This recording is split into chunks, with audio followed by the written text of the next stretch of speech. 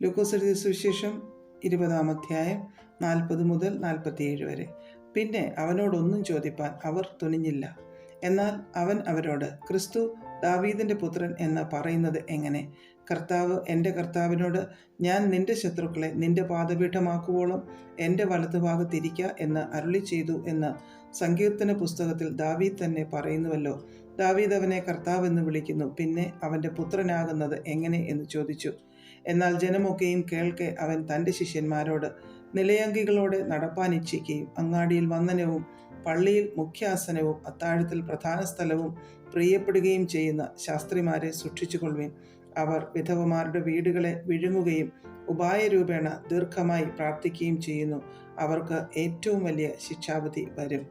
അധ്യായം 21:1 മുതൽ 4 വരെ. അവൻ തലപൊക്കി ധനവാന്മാർ ഭണ്ഡാരത്തിൽ വഴിപാടിടുന്നത് കണ്ടു. ദരിദ്രയായ ഒരു വിധവ 2 കാശിടുന്നത് കണ്ടിട്ട് അവൻ, ഈ ദരിദ്രയായ വിധവ എല്ലാവരേക്കാളും അധികം ഇട്ടിരിക്കുന്നു എന്ന് ഞാൻ സത്യമായി നിങ്ങളോട് പറയുന്നു. എല്ലാവരും തങ്ങളുടെ സമൃദ്ധിയിൽ നിന്നല്ലോ വഴിപാടിട്ടത്. ഇവളോ തൻ്റെ ഇല്ലായ്മയിൽ നിന്ന് തനിക്കുള്ള ഉപജീവനം ഒക്കെയും ഇട്ടിരിക്കുന്നു.